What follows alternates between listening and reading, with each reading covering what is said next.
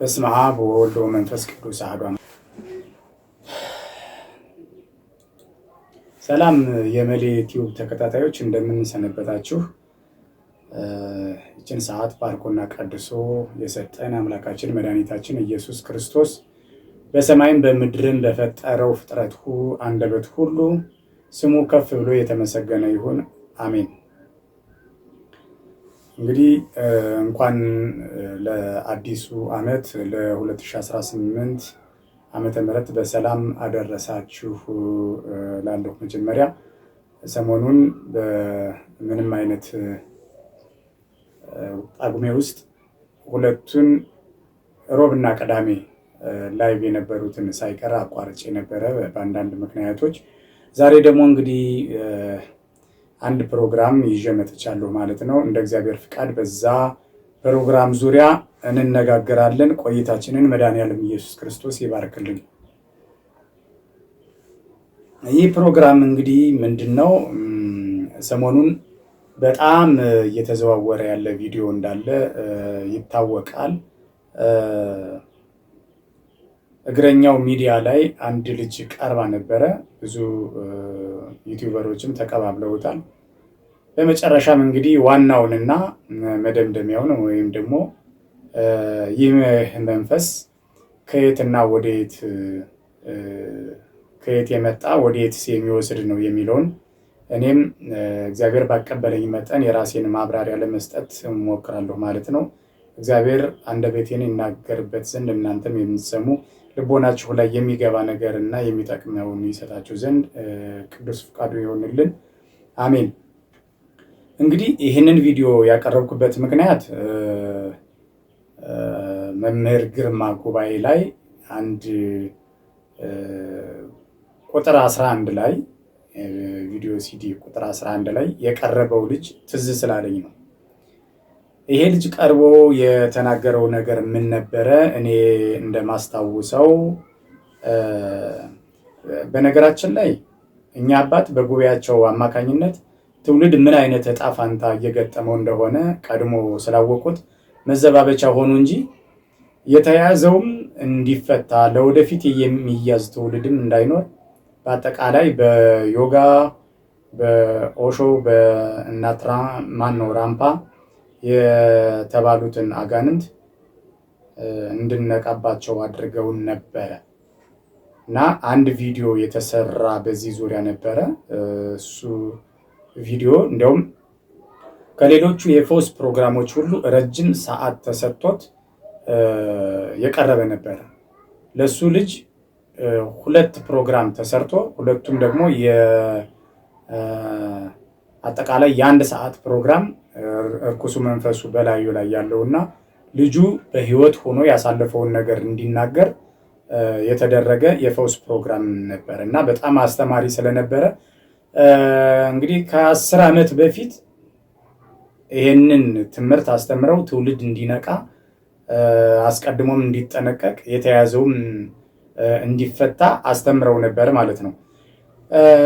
ይሄን ካልኩ በኋላ ይህ መንፈስ ምን አይነት ሰዎችን እንደሚይዝ በዛን ሰዓት ከተማርኩት ትምህርት በመነሳት ግንዛቤው ነበረኝ እና ብዙ ጊዜ ይህ አይነት መንፈስ ለምሳሌ እግረኛው ላይ 2 ሰዎች ቀርበው በሰጡት አይነት አካሄድ ላይ በእኔ አረዳድና እውነታ በእርኩስ መንፈስ ነው የተያዙት እነዚህ ሰዎች። ይህ እርኩስ መንፈስ ደግሞ ምን አይነት ሰዎችን ይይዛል የሚለው እሱን ነው ለመግለጽ የፈለኩት እና ብዙ ጊዜ የስፖርት ሰዎችን ያው ዮጋ ማለት የስፖርት አይነት ነው። የስፖርት ሰዎችን እንደሚይዝ፣ ሁለተኛ አንባቢያንን ብዙ ጊዜ የሚያነቡ ሰዎች ብዙ መጽሐፍትን ስለሚያነቡ ከሚያነቧቸው መጽሐፍት ውስጥ ደግሞ አንዱ ይሄ ሊሆን ስለሚችል በዛ አጋጣሚ ትኩረታቸውን እዚህ መጽሐፍ ላይ ሲያደርጉ ይህ መንፈስ ወደ እነሱ የመግባት ባህሪ ያለው ማለት ነው። ከዛ ውጪ ምሁራንን ማለት ነው። እንግዲህ አንባቢያን ያልኳቸው የተማሩም ያልተማሩም ሊሆኑ ይችላል። ብቻ የሚያነቡ ይሆኑ እና አንበብን የሚወዱ ሰዎች ሊሆኑ ይችላሉ። ከዛ ውጪ ምሁራንን በትልልቅ ዩኒቨርሲቲዎች ሊያስተምሩ ይችላሉ። ወይም ደግሞ የተማሩ በአጠቃላይ የሆኑትን ሁሉ የሚይዝ ነው። ራምፓ ራሱ ዶክተር ራምፓ ነው የሚባለው። አመጣጡም ከተማሩ ሰዎች መነሻ በማድረግ መጠቀሚያ በማድረግ እነሱን ማደሪያ በማድረግ ነበር የመጣው ማለት ነው። ከዛ ውጪ የከተሜውን ህዝብ ነው። የከተሜው ህዝብ ብዙ ጊዜ እነዚህን ስፖርታዊ ነገሮችንም ትምህርት ነክ ነገሮችንም የሚያዘወትረው አብዛኛው የከተሜው ህዝብ ስለሆነ ስልጣኔም ስለሚጠቅመው ለዚህ መንፈስ እነዚህ ነገሮች መጠቀሚያ አድርጎ የከተሜው ህዝብ ላይ ሊሰራ ይችላል ማለት ነው። ስለዚህ ማደሪያዎቹና አገልጋዮቹ ወይም ደግሞ በዚህ ቁራኛ የተያዙ ሰዎች የሚገኙት አሁን ባልኳቸው በአንባቢያን፣ በምሁራን እና በከተሜው ህዝብ ሲለውም ደግሞ የስፖርት ሰዎች ላይ በማድረግ ነው ማለት ነው የሚገኘው ይህ መንፈስ። እና የዚህ መንፈስ ሙሉ ባህሪያትን ከቪዲዮ እያየን መሀል ላይ አንዳንድ መግለጫዎችን ወይም ደግሞ ማብራሪያዎችን እየሰጠው እሄዳለሁ ማለት ነው። እስኪ ወደ ቪዲዮ እንሂድ። ጅማሬውን የጀመርኩት ከዛ በኋላ እንግዲህ መጽሐፉን በአጋጣሚ ያገኘው ማንበብ ጀመርኩ። ብዙ መጽሐፎች ናቸው በጣም እንደዚህ ከመንፈስ ጋር የተገናኙ በአጋጣሚ ያገኘው። በዛ አጋጣሚ መጽሐፎች ማንበብ ጀመርኩ። እንግዲህ እያደገ መጽሐፉ ዓላማና የአንተ ዓላማ አንድ እንዲሆን ነበረ? አዎ፣ ማለት ሰዎች በተፈጥሯቸው መንፈስ አላቸው ብሎ ብዬ አምናለሁ። በፊት የራሴ ፍልስፍና ነው። ያን መንፈሳቸውን ማሳደግ አለባቸው። ለምን በስጋቸው ብቻ ይደክማሉ? በመንፈሳቸው ለምን መንፈሳቸው ለምን አያግዛቸው? ለምን ስራበት ይሆናል ነው። ይህን መንፈስ ማሳደግ አለብኝ አልኩ። ከዛ ደግሞ መጽሐፍቶች ያበረታቱኛል። ከዛ በኋላ ውጭን ማየት ነው ውስጥን ማየት ነው የተለማመድከው? በመጀመሪያ ደረጃ ውስጣችንን ማየት ነው እንትን ያልኩት። ከዛ በኋላ ውስጥ ከውጭ ይሰፋል። ይሄ በዓይናችን የሚያየው የተወሰነ ድግግሞሽ የሆነ ነገር ነው።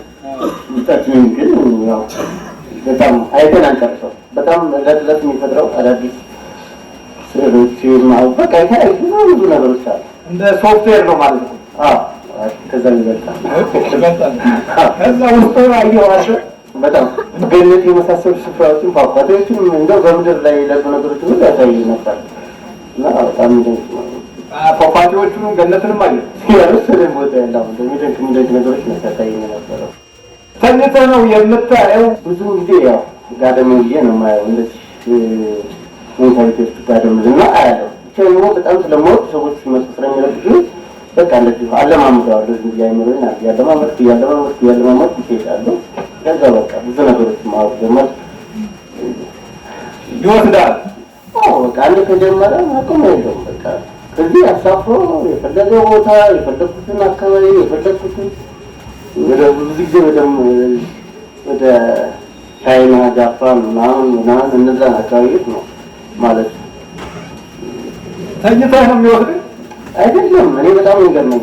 ያው ለምሳሌ የምፈልጋቸውን ነገሮች ለምሳሌ ፊልም ሊያመጣልኝ ይችላል። አሁን ብዙ ሰዎች ለምሳሌ ስለ እንሽላሊት እንኳን ነው ወይም ስለ እንቁራሪት ቢጠየቁ እንቁራሪት እንደሆነ ነው የሚያደርገው ቢላቸው ከዚህ ጋር ዘላ እንደምታች ነው የሚያውቁት። ግን አሁን የሚበር እንቁራሪት አለ፣ ኖርማል የሚበር እንቁራሪት አለ፣ የሚበር እንስሳ አለ፣ የሚበር ድመት አለ። ይህን ሁሉ አሁን ብዙ ሰዎች ላያዩት ይችላሉ። ሰዎችን ግን ከየትም ፈልጎ ያሳየናል። በናቹራሉ ዓለም ላይ ግን የሚበር ድመት የለም በትክክል ማለት ባይዘር ማለት ከዛፍ ላይ ከአንድ ዛፍ ግን የጫካ ድመት ናቸው እና ልክ ከአየር ላይ ሲወርዱ ቆዳቸው እንደ ፓራሹት እንደዚህ ይወጣና እንደዚህ የመውደቅ አቅማቸውን ቀንሶላቸው ከአንዱ ቦታ ወደ አንዱ ቦታ እሷ አሳየህ እንጂ ኢትዮጵያ ውስጥ አላየህም? ኢትዮጵያ ውስጥ አይደለም፣ በፊልም ነው፣ ፊልሞች ላይ ነው ያየሁት። ሆነ ነው ፊልሙን የሚያሳይ ወይስ ከውጭ ነው? አይደለም። በቃ አሁን ወደዚህ አስባለሁ። ያሉትን ፍጥረቶች ማወቅ ፈልጋለሁ። በምድር ላይ ያሉትን ፍጥረቶች ከዛ ወይ በፊልም ማየት አለው የፈለኩትን ነገር በቃ በ3 ቀን ያሳየኛል። ወይ በውስጥ ያለው ወይ ደግሞ በአካል አምጥቶ ያው በፊልም ያሳምነኛል በጣም ይነግራል። እርግጠኛ ነው። እሺ አንዳንድ ጊዜ ቤቱን ዘግተህ ከውጭ በኩል ማየትን አልተለማመድም? ተለማምጃለሁ። በመጀመሪያ ደረጃ ያው ቤት ውስጥ ሆኖ ውጭ ማየት አለብን ብዬ አምናለሁ። አንድ ጊዜ በቴሌቪዥን ፊልም ያየሁት አላውቅም። አንድ ህፃን ልጅ ማንኪያ ባይኑ ያጣመም ነበረ እና ያን ማንኪያ ሲያጣምም አየሁና ለካ ይሄኛል ሰዎች ኃይል አላቸው ያበረታታኛል። በቃ እንዲህ አይነት ነገር ያሳያል። እንዲህ አይነት ከዛ በኋላ አንተ ባይን ምን ሰርተሃል? ባይን ምን ያላደረጋል ነው። እንዲሁም አሁን ስናወራ ነበር ከወንድሜ ጋር ብዙ ጊዜ በማችላት መጣው ሞክራለሁ ማለት ታዲያስ የሚባል ወንድም አለ። ወንድምህ ማችለን ሲቆ ማስመስ እንደከማችላት ብዙ ጊዜ እንዲሰራ ማላደርገው ነገር የለም። የፈለኩትን ምግብ ሰዎች በሰዓቱ ያን ነገር ፈልገዋለሁ ብያቸው እንዲህ ካሉ ወዲያው በቃ እንዳይበሉት እንዳይመገቡት አደርጋለሁ። ማለት አሁን ለምሳሌ ስጋ ቢሆን ስጋውን እንትን እንዲል አደርገዋለሁ። ወዲያቸው እንዲሆን አደርገዋለሁ። በላሁ ማለት እኮ ነው። አዎ ግን ያው በልምምድ እኮ ነው። አይኔን በጣም ብዙ ጊዜ ለማመለከታለሁ በዚህ ባይን ላይ እንደዚህ በማየት በቃ አእምሮዬን ሰብስቤ ለማየት እሞክራለሁ። እና ወዲያው የሚመገቡት ይበላሻል። እምቢ ካሉ ነው። እምቢ ካሉ ያው ከታዲያሽ አታገኝም ላለ አላወራም ካለች ያው አሰማት ነው በቃ ማደሯ ነው። የሚገርመው ወደዚህ ስትመጣ የኔን ለማስወጣት ነበር የመጣው። አዎ ከባለቤቴ ታመጣለች ፊልሞችን እና በጣም እናድዳለን። ቁጥር 9 አመጣችና ፊልሙን እያየሁ እያለ ተናደድኩ። ለሷ ለሰዎች እያሳየች ነው። ይህን ፊልምማ ማየት የለባቸው ተጣላት ስጣላት እኔ ታጠናለች አለ እኔ ታጠናለች ተጣላ ሄድኩኝ። ቄስሽ ነው ማስለፈለፍ ይሻላል ቄስሽ ነው አስወጣላቸዋለሁ ወይ አስለፈልፋቸዋለሁ እንጂ እንዲህ አይነት ቀልድ የለም። ከዛ ይህም ስናቀር የጣለች እሷ ላይ ስለዚህ ያው ቁጭ ብዬ በይስያ ነጋ ነበር አከብዬ ነበር መነጽር ያርጉት ጋር እዛ ጋር ቁጭ ብዬ በይስም እያከብኩ ለማስወጣት ሞክር የሚላከውን ማላክ ሞክሬያለሁ። ያው ላገኘት አልቻልኩም። ኢላማን መጣ ወይም በዶክተር ራምፓ ወይም ውሾ ወይም ደግሞ በመናፍቁ መንፈስ አንዱም አልሞከርክም? በቃ እኔ መንፈሱን እንዳለ እኮ በመቶ እርግጠኛ ነኝ። ምንም መንፈስ እንደሌለብኝ ምይላት ነው የመጣው። ለማን ማለት ለሷ ማርክላት ነው ወደዚህ ምን ልሽ ነበር? አዎ የለብኝም ብሎኝ ነበር። ግን እኔ እንዳለበት ይረበሻል፣ የቤት እንዳለ ይረበሻል፣ ችግር እንዳለበት አውቃለሁ ሁሌ እና ሁሌም እንዳውም መጨረሻ ታብዳለህ ሰው ይቅርብህ ምናምን እለዋለሁ። ቤንጤ መሆኑን ማላውቅ ነበር። በኋላ ሳቅ ቁጥር 9 ካሳየሁት በኋላ መረረሽ ነገር እንትን አለ። በቃ አሁን ትሄድና ወይ ታይና ታምናለህ፣ እኔ ሄድና ታያለህ ስለው በጭራሽ አልሄድም ብሎ እምቢ አለኝ። በቃ እንሂድና አይተህ ወይ አንተ ታስወጣላችኋለህ ወይ እሳቸው ያስወጡልኛል ዝም ብላ አስብ። እርግጠኛ ነኝ ያስወጣላችኋለሁ እሳቸውን የሚል ብሎ እሺ ብዬ ቅዳሜ እርግጠኝነት ነው? አዎ እርግጠኛ ሆነን የመጣው እሺ ብዬ ነው እንጂ እንዴት እርግጠኛ ሆንክ? እስኪ እንደው እኮ ጥሩ ነው መቼም ማለት ሰው አላውቅም የሚባል 17 ዓመት አካባቢ ሰው አላውቅም። ከዛ እርሱን አየሁት። እኔ አላውቀውም በኢየሱስም የመጀመሪያዎቹ 2-3 እንዳልኳቸው ከዛ በኋላ የለም ጠፋ። እንደው እንዴት እንዳልክ መጀመሪያ ቁጭ ብዬ ሰዎች እንዳይወዱ ስሙታ በኢየሱስም ሰው ይላል የዶክተር መንፈስ ያንተ በቃ በኢየሱስ ነው ያው በኢየሱስም ያሰብክ በደምብ ኧረ በጣም ነው የደቆስኩት እንግዲህ ይህን ይመስላል። በማናውቀው ዓለም ውስጥ እንዴት ተጠላልፈን ችግር ውስጥ እንደምንገባ በተለይም እነዚህ ኦሾና የዶክተር ራምፓ ሀሳቦች የምናብ ጉዞዎች የሚያስከትሉት አደጋ ቀላል እንዳልሆነ ግንዛቤ የለንም። እነሱ በመንፈስ ውስጥ ተጠላልፈው በዚህ ላይ ጸሐፊነቱና ስጋዊ ትምህርቱ ታክሎበት ነው ይህንን መጽሐፍ ያወጣል። ይሄ መጽሐፍ ከርኩሳን መናፍስት ጋር የሚያገናኝና ሰውነትን ከአጋንንት ጋር አቆራኝቶ መደበቅም በሩቅ ያለው ማየትም ለተንኮልም ለክፋትም ሊያውሉት ይችላሉ። ምን ያህል ገንዘብ እንዳለ ሌቦች የሚያውቁት በዚህ መንፈስ በኩል ነው። ወደዚህ ሲለወጡ አንተ 20,000 10,000 5,000 3,000 ይዘህ እንደሆነ በኪስህ መንፈሱን ይልካሉ። በአይናቸው ውስጥ ነው ያለው መንፈሱ። በአይናቸው ይላክና ኪሳቸው ይገባል። ያለውን ገንዘብ በደንብ ያውቃል። ከዛ በኋላ አፍዘው ይላል። በአይኑ ያፈዛል። ኪስህ እስኪገባ አልፎም ተርፎ ባንክ ቤት ሁሉ ሳይቀር በእንዲህ አይነት ችግር ውስጥ በመፍጠር ገንዘብ የሚወስዷል። ስለዚህ እንዲህ አይነት መናፍስትን የሚለማመዱ ሰዎች በሕይወታቸው መጨረሻ ላይ ግን እብደት ወይም ታንቆ መሞት አሊያም ባህር ውስጥ መግባት አሊያም በመኪና አደጋ መጥፋት የመሳሰሉት ነገሮች የሚታይባቸው ይሆናል። ለቤተሰብም ደግሞ አስቸጋሪ የመሆን እድሉ ይሰፋል። ራሱ ጠንቁ ቤት ውስጥ አለ ማለት ነው። ልክ እሱ ወንድምህ ስታየው እጁን ይቆርጣል ወይስ እንዴት አለ? ያውቃል። እሱ ይጸልያል እና ያውቅብኛል። ልክ እጁን ሲመታ ቀናይ ነው ቡዳ ይለኛል። ቀናይ ነው እንደዚህ ያይና ተለዋቀና አስቲው እንዴት ነበረ ሲያይ የሚሆነው ነው? አውቀዋለሁ። አስተያየቱን አውቃለሁ። እሱም እንደ ጨዋታ ነው ይሄን ነገር እንጂ እንደ ክፋት ሳይሆን ሲመታኝ አውቃለሁ። በኋላ ግን አንተ ጉዳ እንትን ሌላ ጉልበት የለውም እያልኩ ተለዋለሁ። ያው ወንድምነት ነው እንጂ ነገሩ እንደ ጉዳ ነገር ነው እያስቤ አይደለም። ግን ሲያይ ዞሮ መንፈሱ እንትን ይላል። ሁልጊዜ የሆነ ነገር ሲያጋጥመኝ በኖርማል ላይ እየሰራሁ ያለ ሲያጋጥመኝ ዞር ብዬ እመለከታለሁ። ይህ ልጅ አለን እዚህ አካባቢ እና ልክ ቆሞ አየዋለሁ። አንተ ልጅ ይሄ ነገር በሌላ ጉልበት የለውም ተጠንቀቅ እለዋለሁ። ምክንያቱም ቅድም እንደነገረው መንፈሳዊ ነገር ላይ ለመለማመድ ብዙ ፍላጎት አለ። አያውቃለሁ ያ እንደሆነ ብዙ ጊዜ ግን አላግባቡን እየተለማመደ ያለው አለ ቦታው። አዎ ልክ ነው። መጽሐፍ እናነባለን ብዙ ጊዜ። ግን እሱ ያነበባቸውን ነገሮች ገና አንድ ገጽ አንብቤ ያስጠሉኛል በቃ። ምክንያቱም የእግዚአብሔርን ገና ተጀምሮ አሁን ኦሾ መጽሐፎች ሲያመጣ ማንበብ ወዳለሁ ከሱ በለጠ። ግን ሲያመጣ መጽሐፉን የመጀመሪያ ገጽ ላይ ሳነብ የእግዚአብሔርን የማናናቅ ነገር ሳይበት የሰው የድረብ ነገር ቢነግረኝ አይገባኝም። በቃ ደደብ ነው ብዬ ተውኩት። መጽሐፉን ደደብ ነው እግዚአብሔርን የማያውቅ ፈላስፋ አይደለም አንተ ይቅርብህ ብዬ ረጅም ጣጥጣት ነው እና በዛ ልምምድ እንደሚያደርግ አውቃለሁ። አንተ የሱ ምክር አልሰማህም? አዎ እኔ ፈሪ ነው ይፈራል። እሱ ፈሪ ስለሆነ ነው ብለህ እኔ አሁን ለምሳሌ ሁልጊዜ አሁን ስለ እግዚአብሔር መጽሐፍ ይሳተባል። በጣም እኔ ምን አጋባኝ ይህ ሰውዬ እግዚአብሔር ሊሰድብ እግዚአብሔር ስለማይተው ሁልጊዜ እኮ ለእግዚአብሔር ትንሽ ሳይድ ይዛለሁ በስጋዬ ሲሆን ግን የተወሰነ ከገባበት በኋላ አላውቀውም። ምግቡን ከልክለው የለወጥክበት ጊዜ አለ። የእሱም ባለቤት አንድ ጊዜ ስጋ ይዛ ሄደች። በጣም ያምራል ስጋው እና እንዴ ቆርጥ አድርጌ ልብላ አልኳት። አይደለም ወደ ሲወጣላ አትበላ ማለት አልበላም አልኳት። እንዲህ በዚህ ያለና አየሁት እንዴት ሁሉ ግን አየሁት። እሷ ልቃል ነው ያየችው። ሄዳ አንዲት ጉርሻ አልቆረጠችለት። ምን ማለት በቃ ትለው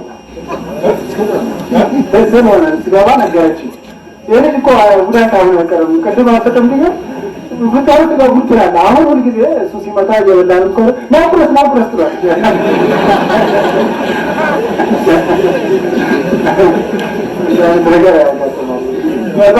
በጣም የሚገርም ነው። እንግዲህ ልምምዳችን ነው የዘሩ ሆኖበት ሳይሆን ከራሱ ፈቃድ አመጣው።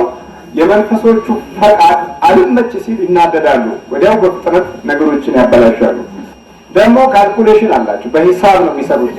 የእኛ ሂሳብ አልጀብራ ብዙም የትም አይደርስም። የእነሱ ሂሳብ ደግሞ አንተ ገና ከዚህ ሳትነሳ ሻሸመኔ ያስበዋል። ካልኩሌሽናቸው እንዲህ ነው። ስለዚህ የማይበላሸው በቅጽበት ይበላሻል። አሁን ሲታይ ይሄ ነገር ቀላል ነገር ቀልድም ጨዋታም መስሏል። ግን እኔና ጉቺዬ ነው የምለው ነብዩ ነው ስሙ። ሁላችንም ደግሞ ልባችን እሱ ላይ ነው አለው። በጣም ነው የምናፈቅረው። በጣም ሁላችንም ህይወታችንም አለች እዚህ ውስጥ ብዙ ደከም እግዚአብሔር ወንድሜን ገንዘብ ካረግልኝ ፊታችሁ ዛሬ ሁላችንም ላይ ደግሞ ሰላም አለ ብዬ አላስብም። በቤተሰብ ውስጥ የጨለመ የምንም ጣጣ አለ። እግዚአብሔር በፕሮግራሙ ደግሞ ሁላችንንም ወደ ራሱ ገንዘብ ካረግን ምንም ይሁን ማግኘትም ማጣትም የእግዚአብሔር ነው። ምንም አይደለም። ግን እኔ ሁልጊዜ ማለት ነው አጋንንት በህይወታችን ውስጥ ከእግዚአብሔር የሚያርቁን ነገር ነው የሚያስጠላን። ከእግዚአብሔር ለሞት ነው 30 ዓመት 40 ዓመት ነው ሰው የሚኖረው። በአበሻ እድሜ 50 ዓመት ረጅም ነው። ነገር አጋንንቱ ከእግዚአብሔር የሚለኝ ወደ ኃጢአት ወደ መጥፎ የሚወስዱኝ ነገር ነው የሚያበሳጭን። እግዚአብሔር ቅዱስ ፈቃዱ ሆኖ በሳቸው እጅ በሳቸው አጥሮ እኔ ነው እንደምን ገንዘብ ካረገልኝ እኔ ምንም ይቀር ምንም ሁሉ ነገር ይደርሳል። በተንቃበ መጨረሻ ነው እንደዚህ ይበቃል። የቤተሰብ መጨነቅ ይገባል። አንተ በሰዓቱ አይገባኝም። በሰዓቱ አይገባኝም። ትክክል ነው የማስበው። እነሱ ለአንተ ያላቸውን መጨነቅ አይገባም። እኔ ብቸኝነት ነው የሚሰማኝ። ማንም ከጎኔ እንደሌለና ብቸኝነት ነው የሚሰማኝ። እህቱ ነሽ? እንዴት ነው ባህሪው? ቤተሰቡ ባዶ ሆነ። ይለፋሉ፣ 24 ሰዓት ይሰራሉ፣ ምንም ነገር የለም። መጨረሻ ላይ ሁላችንም ተጣላን። አንነጋገርም። የጊዜ ሰላምታ ሁሉ ነገር ሆነ። እንዴት አደርክ ሲባል ምን አገባሽ ባለቤት ሁላችንም በቃ የጊዜ ሰላምታ እንኳን የለንም ቤት ውስጥ። እሺ ካሴቱ ስታይ አንቺ ሳልተጠራጠርሽም? ከድሮ እኔ ጓደኛዬ አለች እሷን መስተካከል ያው ተጠጋባታል። እሷ ጋር ሄጄ ነው መጀመሪያ ጊዜ ያየሁት። መጀመሪያ ገና ሲዲዮን እንዳየሁት አቦራት አትፎግሪኝ እባክሽ የራሳቸው ግሩፕ ሆናሉ ብያለሁ። እኔ እንዴት ስትለኝ የእንትን መንፈስ ምናምን መንፈስ ሲሉ ብድግ እያለ የሚመጣው ከዛ ጋር ተንታጥናችሁ ቁጭ ብላችሁ ጠራችሁ ትመጣላችሁ ተብሎ ይሆናል አልኳት። እንዴት እንዴት ያለሽ አለችኝ። አይ ሁልጊዜ እኮ መንፈሳዊ በቤተክርስቲያን ርቄ አላውቅም። ኢቨን ውጭ ያን ያህል ዓመት ነው ጾም እንኳን አቋርጬ አላውቅም። ባይመቻቸውም እንደምንም ብዬ እውላታለሁ እንጂ እና ሞኛቶኝ ሁልጊዜ መንፈሳዊ ህይወት ፈተና አለው እና አንድ ነገር ስታይ አትመኝ። መጀመሪያ ምንነቱን ማንነቱን እንዴት እንደሆነ አወቂ። ከዛ በኋላ ነው ብዬ እቤትም አላወራሁላቸውም። ከዛ በኋላ አሉ እዚህ ቦታ ምናምን ስትል በቃ ሲዲዮን ታዩና በአይኔ ሊያቸው ከዛ በኋላ ነው ማምነው አልኩኝ። ከዛ በኋላ እሺ አለችኝ። ይዛኝ መጣች። እርሶ ጋር አየሁ ሳይነቱም ጥሩ ነገር ነው። ከዛ በኋላ እርሶን እየተከታተልኩ እያለ ለሱ ባለቤት ነገርኳት። ማዚ እንዲህ አይነት ነገር አለ እንግዲህ አልኳት። እሷ ቅዳሜና እሑድ ሙገራ መሆኑ ቀረ ማለት ነው። በጣም ነው የቀረው። እንዴት ነው መጀመሪያ ስታየው ግን ምን ይሄ ሙገራ ነው ብለሻል? አቦቴኝ የራሳቸው ግሩፕ ነው እየተነሳ የመጣው ብዬ ግን አልጨረስኩትም። መጀመሪያ ላይ በኋላ እኛ ቤት ውስጥ እንዲህ አይነት ትርምስምስ ያለ ህይወት ሲጀመር ኢቭን እሱን ማክበር ባለስታን ድብድብ ደረጃ ሁሉ የተዳረስንበት ጊዜ አለ። ከዛ ነው የባነንኩት እኛ ቤት ውስጥ የሆነ ነገር አለ ብዬ። ከዛ ሁሉንም ነው ማለት ጀመርኩ። እሺ ለዛች አሁን እዚህ መያዙ ታዲያ ምን ይሰማሻል? እንደው እማ ጥያቄ ማስፈልገው በጣም ነው ደስ ያለኝ። እሺ በል እና እንግዲህ ቤተሰብ ይሄን ያህል ነው። በአንተ ህይወቱም በተጨማሪ መንፈሱም ያን ያህል ጉዳት አድራሽ ሆኖ በቂ ጊዜ አግኝቷል። ለምን አይገለጽም ነው እንጂ የምለው እኔ ይሄን ያህል መንፈስ ላይ እንዳለ አላውቅም። እሺ እናንተ እንዴት ምንድን ነው እሱ ልጁን ማድረግ የምትፈልጉ? ልጁ እኮ ይኛ ባይኑ እንጠቀማለን። ምን ማድረግ በቃ ባይኑ ሲል ባይኑ ያዘናል። ባይኑ ያዛቸዋል። እሺ ለምሳሌ ማለት አሁን ለምሳሌ ስጋ ቢሆን ባይኑ ያዘናል። ቀጥታ እንሄድና ስጋውን በጣጥሰውና ባይናቸው ሲያዩ በቃ ትል እናደርግባታለን። ወዲያው እንዳይበላ እንዳይበላ እናደርገዋለን። ትሉን የምትፈጥሩት ከስጋ ውስጥ ነው እንዴ? ነው ብዙ አይነት አሰራር ነው ያለን። እንዴት ብዬ ንገር? ከፈለግን እኛ እንሆናለን። እሺ እንሆንና ከዛ በኋላ ልክ ሲጥሩ ያው ተመልሰን ለእሱ አገልጋዮች ስለሆነ እያዘናል። ስጋውን አበላሽታችሁ ትመለሳላችሁ? አዎ እንመለሳለን። ራሳችሁ ትል ትሆናላችሁ? አዎ እንወጣና ትል እንሆናለን። ብዙ የምናደርገው ነገር እኮ አለ።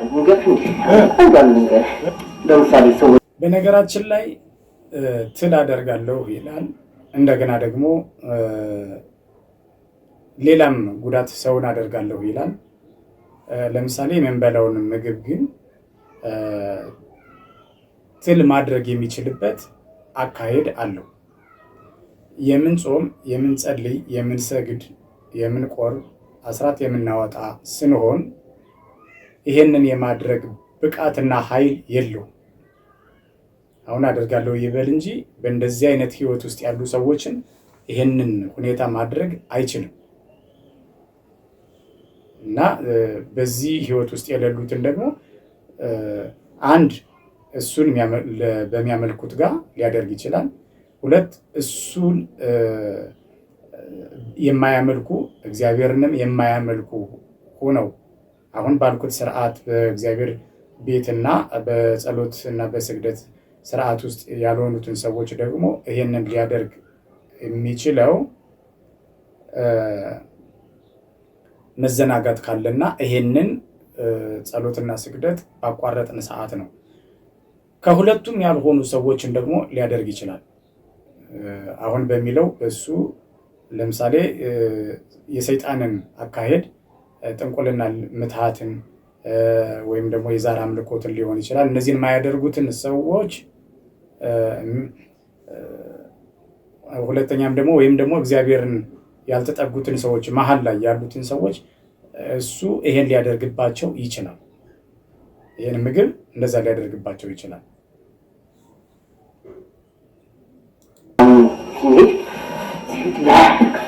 ከጓደኞቹ ጋር አሁን ልጅ ፋላስ መጣት እንዴት ነውና ሁሉን አይታርገት ይሹፍ ምናምንና እናሳያለን። ከዛ እግራ እናረጋታለን። ከዛ እንዲገጥና በቅርብ ስትል ልክ እንደሰዎች ታይዋለች። እሱ ድንቅጥ ይላል እና ጊዜ እንደዚህ ያለ ነገሮች ለጓደኞቹ ሰው ከፊቱ ይልቅ ምን ጀርባ እያሳየው ሁሉም እናስቅበት ብዙ ጊዜ አለ። ጀርባቸውን አይተን እንዲያ ለእኛ ሬዲየስ እንደዚህ ያለው እናሳየዋለን። ከፊት ቀድመን እናሳየውና እንትናነች እንለዋለን። ከዛ እሱ ይመክረዋለን። እንደነገርነው ጓደኞቹ ሲጠይቁት እንትናፍነች ብሎ ይነግራቸዋል። እነሱ ሄደና በቃ ይስቃሉ። በቃ ሰው ከፊቱ ከኋላው በቃ ባለገው ማወጣት አይተን ማንነቱን ከጀርባችን ማንነቱን ማወቅ እንችላለን። ቀድማችሁ ታሳዩታላችሁ። ፎቶ ኮፒ አድርጋችሁ ማለት ነው። እናንተ ዞራችሁ አይታችሁ ለእሱ ታዞሩት እና ከሌሎች ትዝባላችሁ። ታዲያ ከጥንቆላ ብቻ ያንሳል። ጥንቆላ እኮ ተዳነገ። ይሄ ስፍርት ጥንቆላ ስኩር ክስክሶች ናቸው። የሰፈሩ ጥንቆላ እነሱ ተራ ናቸው። ዝም ብሎ ቁጭ ብሎ የቤት ተጎልቶ ነው አይገባም። እሱ ሰነፍ ነው። ዝም ብሎ አውደልዳይ ነው። ለሰፈር ሲከሰከሰ አውደልዳይ ስንት ባለስልጣናት ገርመዋል። ሰፈር ሲከሰከሳል። የእናንተ ጥንቆላ ካልተባለ ምን ሊባል ይችላል? ሳይንቲፊክ ይባላል። አሁን ሳይንቲፊክ በሰለጠኑት ዓለማት አንድ ሰው በማየት ብቻ በፖለቲካዊ ደረጃ እንጠቀምበታለን። አሜሪካ ውስጥ፣ እንግሊዝ፣ ፈረንሳይ፣ ጃፓን በምርመራ እንጠቀምበታለን። ፖሊስ ጣቢያ ውስጥ አንድ ሰው ወንጀለኛ መሆኑን አለመሆኑን በዓይናችን አይተን እናስቀበልፈዋለን፣ መረጃ እንወስዳለን። ከዛ በኋላ ለአዛዦቹ እናስረክባቸዋለን። ሳይንቲፊክ በሚባል ትጠራላችሁ። ለፖሊስ መረጃ በመስጠትም ጥሩ ጠቃሚ ናችሁ ማለት ነው። ሰው ገድሎ ሲመጣ አስቀድመን ፊታችን እንዲቀመጥ እናደርጋለን። መረጃ እንቀበላለን። ስኮፕ እናደርጋለን። ሰውየው አያውቀውን ፌንት የሚሰራ ነው የምናደርገው። እንዲናገር እናደርጋለን። ፌንት ሰርቶ ማለት ቁጭ ባልኮቱ ኖርማል የሆነ ነው የሚመስለው፣ ግን አንድ ወጥ ያደረጋትን በሙሉ ይናገራል። በእናንተ መንፈስ ማለት ሰይጣን ናቸው። አጋንንት ናቸው። ሰይጣን ዘመናዊውን የህብረተሰብ ክፍል በዘመናዊ መልክ ያጠቀዋል። አሁን የድሮ የቃልቻ ባህሪ የለም፣ ግን እያንዳንዱ በቤቱ የራሱ ቃልቻ፣ የራሱ ጠንቋይ ነው። እያንዳንዱ ለአንዱ ራሱ አጥቂ ነው፣ ራሱ ጎጂ ነው። መተትም ከዚህ ጎን ነው የሚከናወነው። እንዲህ አይነት መንፈስ እስካለ ድረስ በጎ ነገር ውስጥ መግባት አይቻልም። ጥሩ ነገር ትሰራላችሁ? አይሰራም። ያኛውን ገቢ ስለምናገኝበት ነው። የምን ገቢ? ደሞዝ ይከፈለናል። የትኛው? የሳይኪክ በሳይኪክ አሰራር ማለት ነው። እስቲ እንዴት ነው? እንዴት ነበር? ያ በኢየሱስ ስም ያልከው እንዴት ነው? በኢየሱስ ስም እስቲ እንዴት? በኢየሱስ ስም አቀማመጡ እንዴት ነበር? እስኪ እንዴት ነበር አለ? እሺ ለምን ለምን ያለው ወዳጆች እዚህ ጋር ቁጭ ብላችሁ በኢየሱስ ስም ውጣ፣ በኢየሱስ ስም እያሉ ሲንገስስ ነበር። ከተወሰነ በኋላ ግን ጠፋ። እዚሁ አይደል ያለው? ፈልገን ብዙ ቀን ፈልገን አጣን። እንዴት አስቸገርከንና አባላቶቻችንን የጉዳ አስቸገርክና አዳከምክብን። ከዛ ድንገት ይፈለገ። እሺ ድንገት ይፈለገ ወረደና በተንተን እሺ ኩራጆች ናቸው። እንዴት አድርጋችሁ? ብዙ ነው። መኪና እናጋጭ እንፈልጋለን። ከፎቅ ላይ እንደፈጥረ እንፈልጋለን። ማን ያደረገው? በምግብ ሁሉ ብዙ ሞክረናል፣ አልቻልንም። እባቡና ጌጡን ተረግጣላችሁ ብሏል። አሁን ለልጁ ምን መልዕክት አለ? ልጁ ከአሁን በኋላ ቤተክርስቲያን እንዳይሄድ እሺ እንዳይጾም እሺ ድንግል ማርያም ለምን አይለምን ለምን ሰው ታቃጥለናለች። ጌታ ኢየሱስንስ የኛ ነው የት ይላል ያልገባኝ እንደማታውቀው ትናንት ሄጄበት የነበረው ነው። የትኛው ኢየሱስ? እዛ ወርደን ያገኘነው እዛ ተንበርክኬ እንደማደርግ ስለ ጨርሰናል። ረዳት ካሁን በኋላ ይታዘዝልህ ማይኬድ ቦታ ይልሃል። ኃይል በመነመነብን ዘመን እዚህ ሀገር ላይ እንደዚህ ታባክናለሁ ይላል አለ። ኃይል መንኗል አለ። አልቻለም አለ። በቃ ኢትዮጵያስ መኖር አልቻለም አለ። ማን ነው እሱ ስሙ? ሉሲፈር የጨለማው ኮከብ ማለት ነው ሉሲፈር። ነቢዩ ወደማያውቀው ዓለም ነበር የሄደው። የኦርቶዶክስ ቤተክርስቲያን አባል ነው፣ ግን በእምነት ውስጥ ምንም አይነት መንፈሳዊ ልምዶች እምነት በራሱ የቱን ያህል ጉልበትና ጥንካሬ እንዳለው ለማወቅ እድሉን አላገኘም። ስለዚህ ቀጥታ ወደ ዘመናዊነት ዓለም ውስጥ ነው የገባው። በመማር በማንበብ በማወቅ ራስን ወደ ተሻለ አቅጣጫ ማስቀመጥ ይቻላል የሚለውን የሌሎችን ፍልስፍናና መርሆ ቶሎ ነው የተከተለው። ከዛም በላይ ደግሞ ነቢዩ ሙከራ አድርጓል። አንዳንድ የመናፍስትን ባህሪ ሞክሯል። በሙከራው ውስጥ የመናፍስቱ ባህሪ በራሳቸው እንቅስቃሴ ውስጥ አጣብቀው መያዛቸውና አንዳንድ ነገሮችን ግልጽ ማድረጋቸው ለነቢዩ ትልቅ አይነት የህይወት እድገት እንደሆነ አድርጎ ቆጥሮታል። ቤተሰብ በሌላ አቅጣጫ ወዴት ሊሄድ ነው ብለው ይጨነቃሉ። ምን ሊሆን ይችል ይሆን እያሉ ሲጨነቁ፣ በሱ ዓለም ውስጥ ደግሞ እጅግ በጣም የተሻለ ጥሩና ዘመናዊ ግንዛቤ ያለው በማስመሰል ህይወቱን ሲጎዳው እንደኖረ አሁን ነው የተረዳው። እስቲ እንደው ባጭሩ እስቲ እንደው በስመ አብ ወወልድ ወመንፈስ ቅዱስ አሐዱ አምላክ አሜን። እኔ ያው ሰሞኑን እንደተናገርኩት ለመጀመሪያ ጊዜ ሙሉ ሰው ሆኜ ዛሬ ነው የቀረብኩት። ይህ ለእኔ ትልቅ ነገር ነው። ሰው ሁሉ ያልገባው ነገር ሰው ሆኖ ለመኖር በትክክል ራሱ ማወቅ ያስፈልጋል። መንፈሳዊ ቦታ መራቅ አደጋ ይከፋል። ከእድሜ ላይ 17 ዓመት አለመኖር ለእኔ እጅግ ጉዳት ነው። እጅግ በጣም ቤተሰብን አለማወቅ ብዙ ነገሮችን ይሁን ባለቤትንም ሳታውቅ ነው እንዳገባህ ስላውቃት ነው ያገባኋት። እርግጠኛ ነህ አለማወቅ? አዎ እኔ አላውቃትም። ባለቤት ያወዳታለሁ፣ እጅግ በጣም ወዳታለሁ። አሁን ደግሞ የበለጠ ወዳታለሁ። መቼ ነው ያወቃት ግን? ባለፈው የተጠመኩኝ ለታ ማለት መንፈስ የታሰረልኝ ለታ ሳያት እጅግ በጣም የደነቀኝ። እንዲህ ቆንጆ መሆኗን አላውቅም። ባለቤት እንዲህ ቆንጆ መሆኗን አላውቅም። በቃ ለእኔ የምትገባ አይደለችም። እኔ እኮ ጥሩ ሰው አይደለሁም። ጥሩ ሰው ሆኜ አልኖርኩም። ኃላፊነትን በሙሉ በሷ ላይ ጭኜ ነው የኖርኩት። ወንድሜንም ከዛም በፊት ባለፈው ህይወቴ ከሷ ጋር 4 ዓመት ከሱ ጋር ደግሞ 13 ዓመት በአጠቃላይ በሙሉ ህይወቴን ሰው ላይ ጭኜ ነው የኖርኩት እና አንድም ቀን በትክክል ኖሬ አላውቅም። በትክክል አንድም ቀን ተጨንቄ አላውቅም። አንድም ቀን ስለራሴ እኔ ልጄ እንኳን ታማ ልጄ ፌንሳታድን እሷ ያለቀሰች ሆስፒታል ስትወስድ እኔ ምንም ነገር አልተሰማኝም። ምንም በቃ ያኔ የኔ ልጅ አትመስለኝም። በአጠቃላይ ብዙ ነገሮች የኔ አይደሉም። ምንም ነገር አብዛኛው ነገር የኔ አይደለም። ፍልስፍናው በራሱ የመጎተት ባህሪና ችሎታ አለው። በመጀመሪያ ደረጃ ፍልስፍና የሚያደርገው ነገር ከቤተሰብ ይለያል። ከዛ በኋላ እያራቀ ቀስ እያለ እያራቀ በመጀመሪያ ደረጃ የሚያደርገው ለሱ በዚህ ምድር ላይ ማንም እንደማይኖርለት ያሳምነዋል። ማንም ሰው እሱ ብቻውን በዚህ ምድር ላይ እንደተፈጠረ ያሳምነዋል። ከዛ በኋላ እየነጠለ ይሄድና ብቸኛ ያደርገዋል። አንተ ብቸኛ ሆነ ነበር ረጅም እኔ ወንድሜ በጣም ያጨኛል ብዙ ነገሮችን እኔ ለራሴ ልትገዝቻለሁ። እነሱ ናቸው የሚገዝሙ፣ እነሱ ናቸው ብዙ ነገር የሚያደርጉልኝ። ከዛ በኋላ ባለቤቴን ከገባ በኋላ ባለቤቴ ነች ብዙ ነገር የምታደርግልኝ። እኔ ለራሴ አንድም ቀን ገዝቼ ራሴን ተንከባከብ እኔ ሄጄ እንደዚህ መጥቼ ገዝቻለሁ። ራስህ ምንም ገዝተህ ባለቤት ነው የምትገዛት? ባለቤቴ ነች። በቃ ይሄ ነገር ፀጉሬን እንኳን ለመቀደም ሳንስታከረብ ራስን ማጣት የዚህ ዘመናችን ትልቁ ቀውስ ነው። አንዳንዱ በመተት ራሱን ያጣል፣ አንዳንዱ በራሱ ባህሪ ክፋት ራሱን ያጣል። አንዳንድ ጊዜ የተጠላቀመ ተንኮልም ራስን ማሳጣት ይችላል። ኃጢአት እየጨመረ ሲመጣም ደግሞ በባህሪ ውስጥ ማንነትህን እነዚህ ክብ ክቦች እነሱ ደግሞ በዓለም ላይ በስህተት የሚቆረጡ ጡቶች አሉ። ካንሰር ሳይሆኑ ካንሰር በማስመሰል ብዙ ደሞችን በየቀኑ እናገኛለን። ብዙ ደሞችን? አዎ። ይህስ የወደቀው እንዲህ ይሄኛው ደግሞ ምን ጊዜም ደም እንደምንፈልግ ነው። ደም እንፈልጋለን በቃ ሁሉ ጊዜ በየዕለቱ 24 ሰዓት ውስጥ እንፈልጋለን። ክብር እኮ ነው ያስመሰላችሁት። እዚህ ላይ ነው በቃ አርብሮ የለም ምን የለም ቁጭ ብሎ እንዲበላ አደረግነው። 17 ዓመት እኮ አበላን። አብዛኛው ብዙ ነው 17 ዓመት። አሁን ደግሞ ወደ ቤተክርስቲያን መመለስ ጀመረ።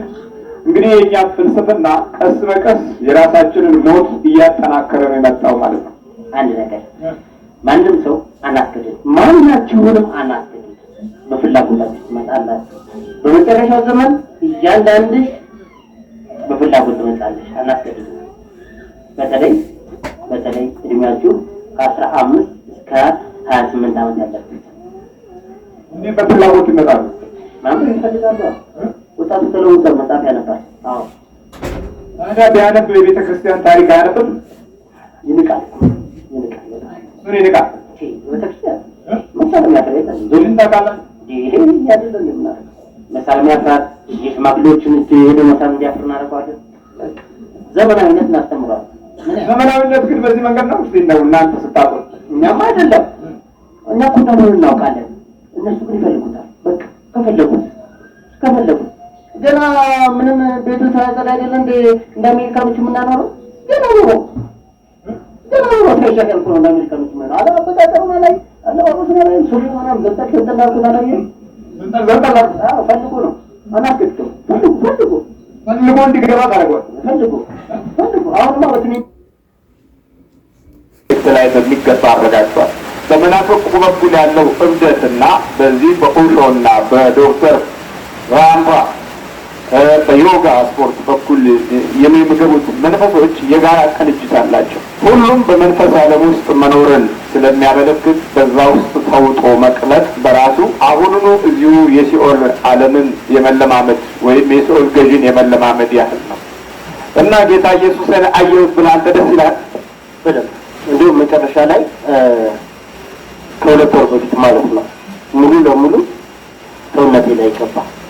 እንደዚህ ቦዲ ውስጥ እንዲህ ፍሬም ውስጥ ገባና እኩል ማለት ልክ ልብስ እንደመልበስ አይደል እንደዛ ሆነ እና ከዚህ በኋላ ታምረን መስራት እችላለሁ ብዬ አመንኩት። ታምር መስራት እችላለሁ፣ ጌታዬ ገብቷል ሰውነቴ ውስጥ ያለ ጌታ በቃ ታምር ማድረግ እችላለሁ አልኩ። ያለበለዚያ እኔ ለምሳሌ የማደርገው ነገር አለ። በፊት በመጀመሪያ የማደርገው ነገር አሁን ለምሳሌ እኔ ብዙ መስክሬያለሁ። 28-29 ሰው ድንጋይ ይጋባል። 28-29 ሰው ሞልታቸዋል ማለት ነው። አዎ በደንብ በመጀመሪያ ደረጃ ልባቸው ጥርጣሬ ነው የማስቀምጠው። ጥርጣሬን ካስቀምጠው ጥያቄ አስቀምጣለሁ።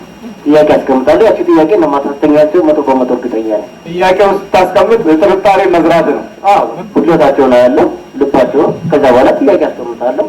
ጥያቄውን ሲመለስ በማግስቱ መጥተው ሲጠይቁ ደግሞ አንድ አስቀምጣለሁ። ከዛ እየጨመርኩ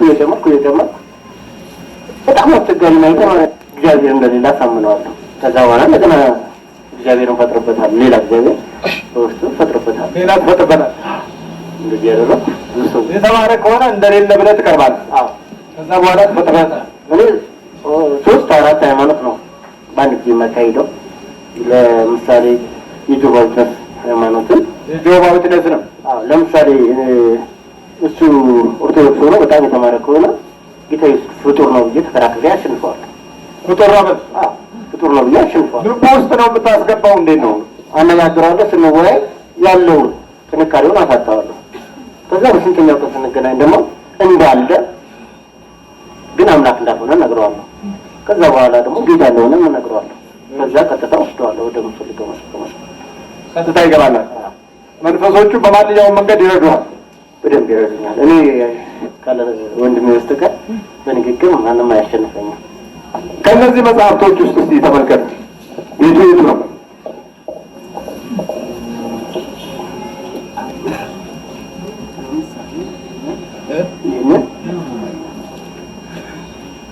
ዘመን ከተነጠቋቸው ይናውቃለ። በጣም የትኛው? እስቲ ይሄን በዚህ ነው የገባው። በዚህኛ አይደለም። ይህን ግን ያውቀዋል። እንደሚለው ትሪቡት ነው የሚለው ከላይ ትሪቡት።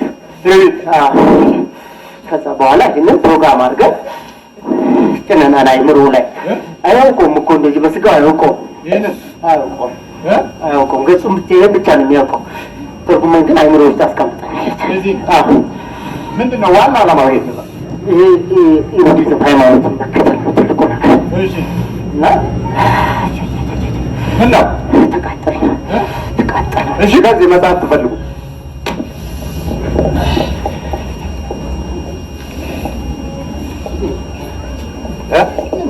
ተራ ናቸው። ኦሪጂናሎቹ የትኛው?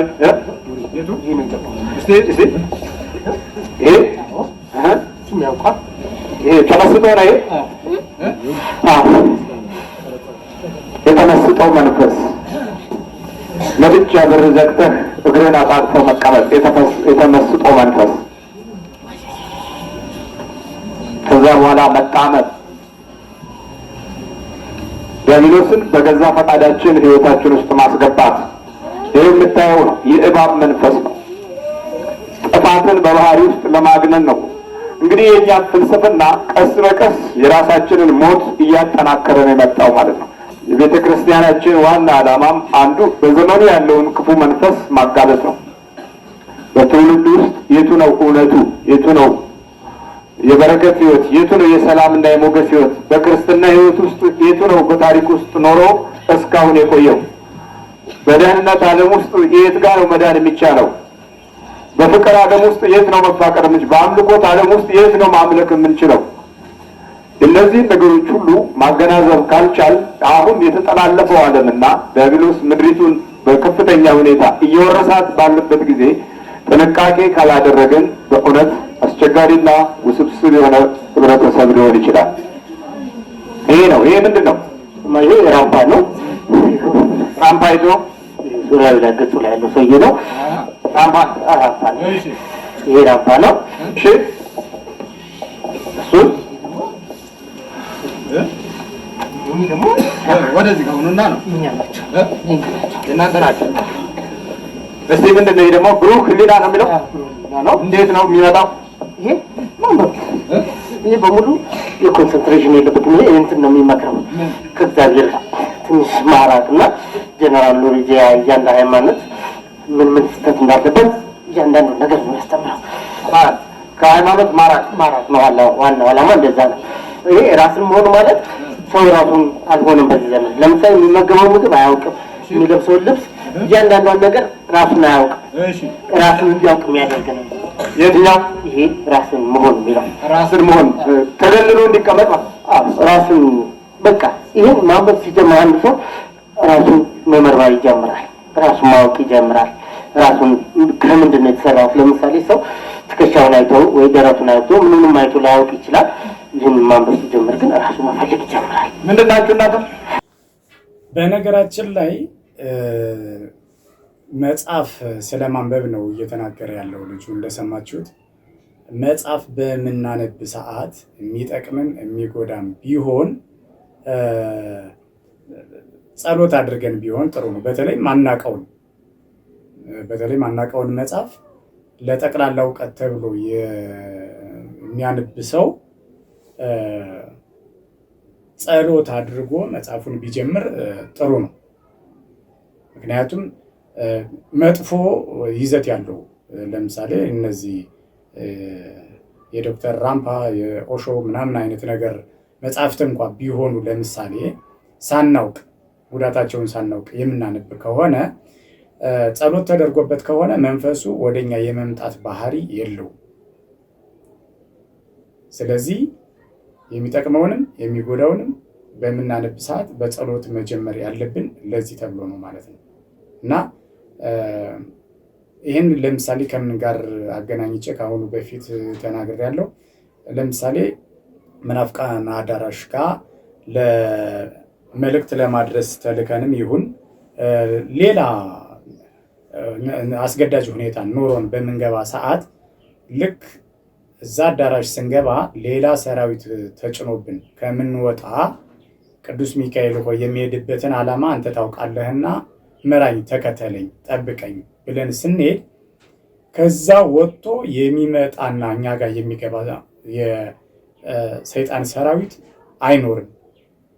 ልክ እናታችን ቅድስት ክርስቶስ ሰምራን እግዚአብሔርን ሰይጣንን ማርልኝ፣ በቃ እሱን ከማርከው ማን ያስተዋል ህዝቡን ማርልኝ ከምል ሰይጣንን ማርልኝ ብል ይቀላል ብላ በጠየቀችው ሰዓት እሺ ካለሽ ሂጂና ይዘሹ ነይ ብሎ ያው እሺ እንደማይል እያወቀ ቅዱስ ሚካኤልን ነበር አስከትሎ የላካትና በምትጠይቀው ሰዓት ይህን ድምፅ ድሮ ምድር ላይ ሲያሳድደኝ የነበረ ነው፣ አሁን ደግሞ ብሎ እሷን ጎትቶ ወደ ሲኦል ሊያስገባ ሲል ቅዱስ ሚካኤል እሷን ይዟት ወጣ። በዛ አጋጣሚ እንዲያውም ብዙ ነፍሳት እሷን ይዘው ወጡ ነው የሚለው ገድሏ፣ እንግዲህ እንደተማር ነው ማለት ነው። ስለዚህ ምንድን ነው ቅዱስ ሚካኤል ተከተለኝ ብለን በምንሄድ ሰዓት መናፍቃን አዳራሽ ላይም ሌላ አዲስ ሰራዊት አይገባም ያልኩት ከዚህ መነሻ በማድረግም ነው። ስለዚህ መጽሐፍትን በምናነብ ሰዓት ብዙ ጊዜ የሚጠቅሙም የማይጠቅሙትንም በስመ አብ ብለን ጸሎታችንን አድርገን መጀመር አለብን ብዬ የተናገርኩትም ይሄን ለማለት ነው እና አሁን ልጁ ያለኝ ያለው የተናገረ የሰማነው ምንድን ነው? መጽሐፍቶችን ለይቼ ነበር ማነበው። ይሄው በእግዚአብሔር ጸሎት ውስጥ ያለው መጽሐፎችን ሲያይ ያስጠሉታል። ያኛው ደግሞ ከእግዚአብሔር ጸሎት ውጭ የተለየውና በራምፓና በኦሾ በዮጋ ስርዓት ያለ ሰው ደግሞ በጣም በፍቅርና በአክብሮት ነው እነዛን መጽሐፍት የሚያነባቸውና የሚያያቸው ማለት ነው። ስለዚህ ያንን ለመግለጽ ተፈልጎ የተናገረው ነገር ነው ማለት ነው። ሰውን የጻፈው ታዲያ ከጽሁፉ ጋር ለምን እንደዚህ ያነበው?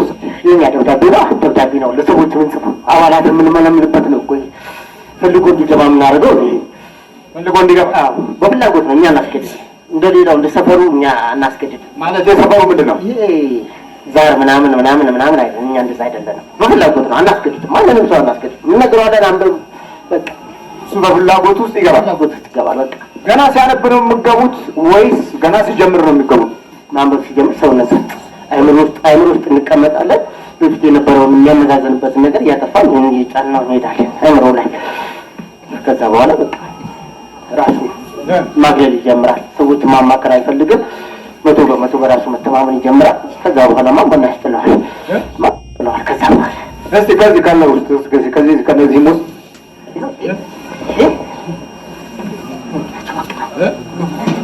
ዮጊ ነው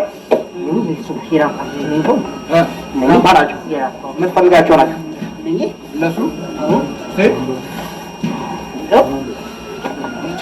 በደንብ ያዟቸው። ጠቅላላ ይሄ ዮጊ ምናምን የሚለው እነሱ የሰውነት እንቅስቃሴ ስንጀምር ነው። ያ በሰውነት ስንጀምር ነው። ግን ዞሮ ዞሮ አንድ ነው። ይሄ ለየት ይላል። ይሄ ወደ ሰውነት ክብደትን ለመቀነስ ወይም ደግሞ መንፈሱን ለመጨመርና የሰውነትን ክብደት ለመቀነስ የሚደረግ ጥረት ነው። መንፈሱ ሲገባ ሰውነቱ እየቀነሰ ነው።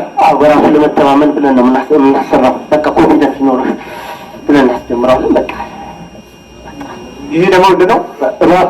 ይሄም ያው ከባቡ ጋር ከምናምን ጋር ይሄ ከመንፈሳዊ ነገር ጋር የሚገናኝ ናቸው። እባብ ነው። ይሄ ደግሞ በጣም ልዩ እባብ ነው። እባብ ዙሪያውን ራምፓን በግራና በቀኝ የከበበው እባብ ነው።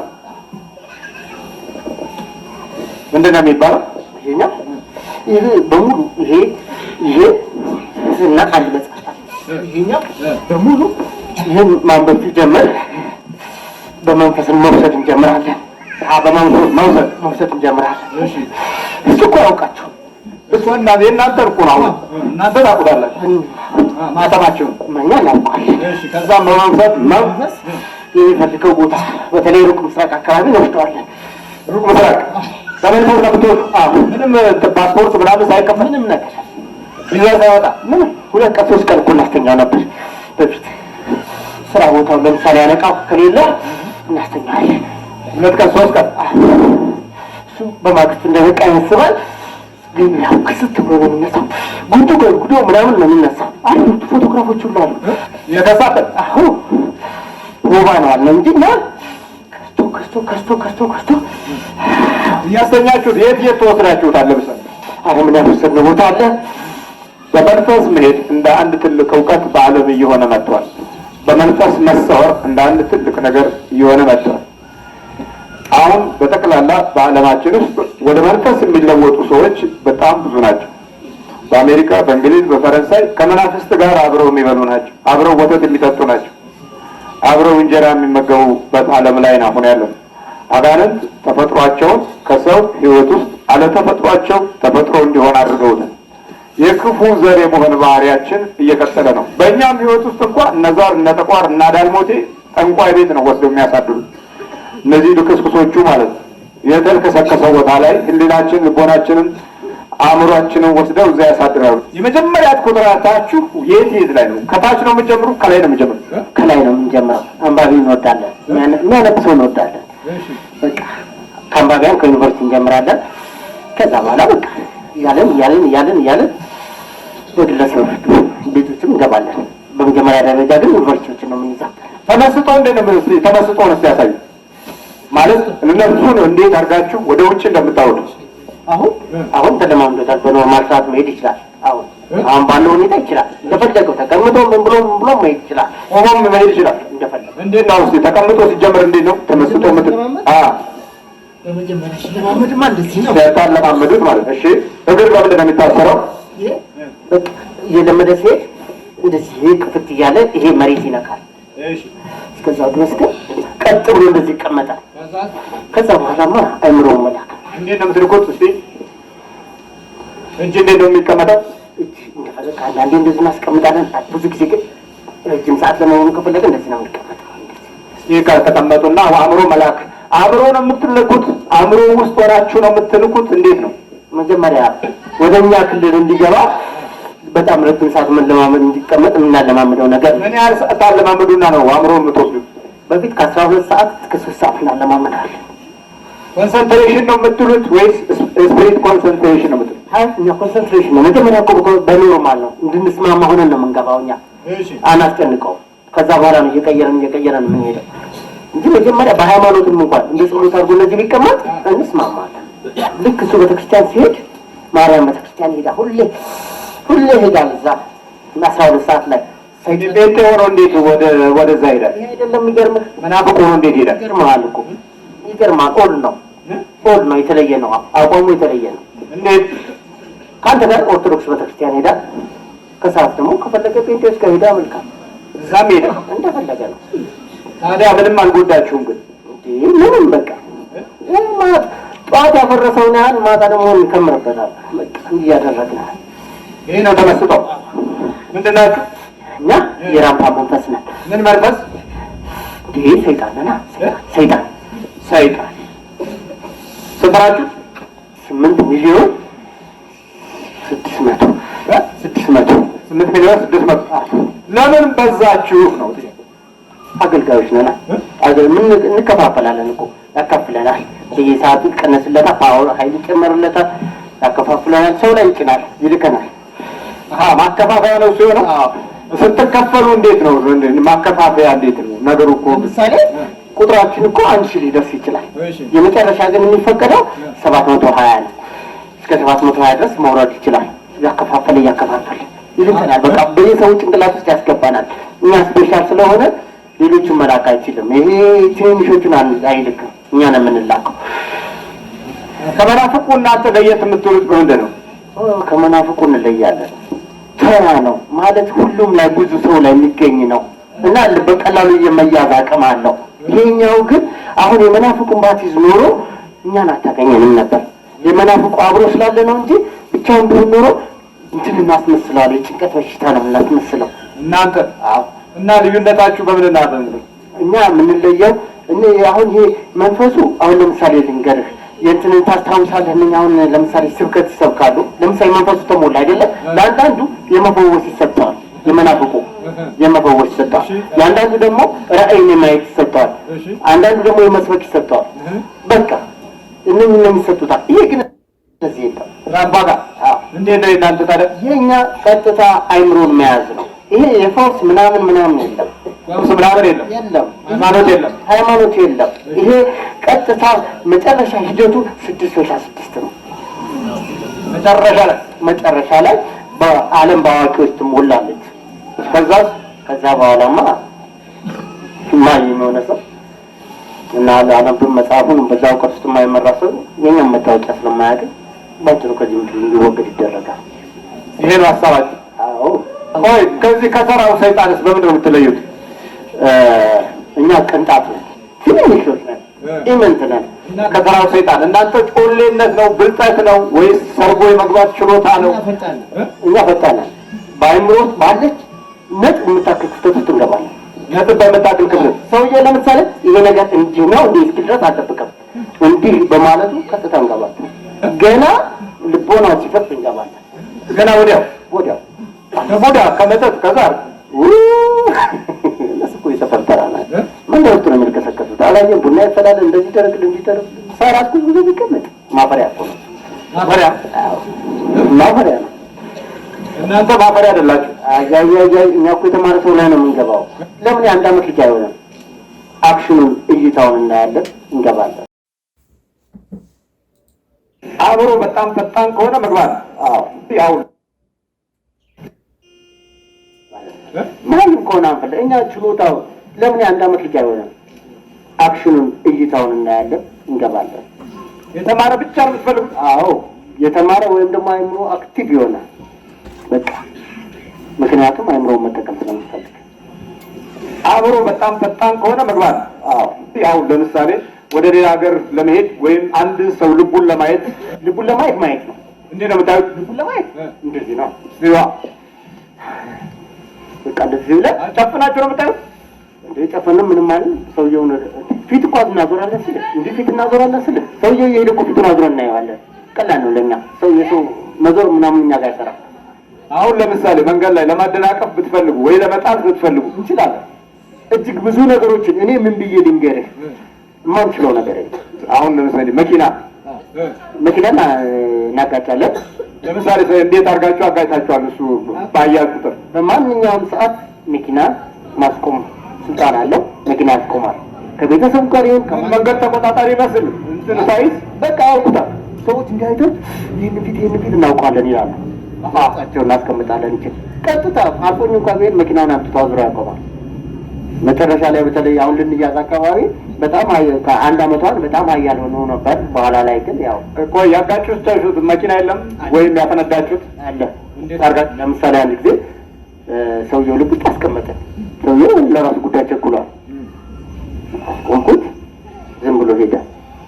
ልክ ማዞሪያ ላይ ከተራራ ጋር ተጋጭቶ አሁን አቋቋም ቆሟል። ሳየው መጀመሪያ ሳኩ፣ ምን አንቀዠቀዠ ብዬ ሳኩ። በኋላ ላይ ደግሞ ሁልጊዜ ጥፋት ካጠፋው በኋላ እንመልሰዋለን፣ ሲጸጸት እንቀጣዋለን። በተለይ እነዚህ የሚያዘምናኑ ከመሰለ ወዲያ ነው የምንቀጣው። ከዛ በጣም አዘነ፣ በጣም ተጸጸተ።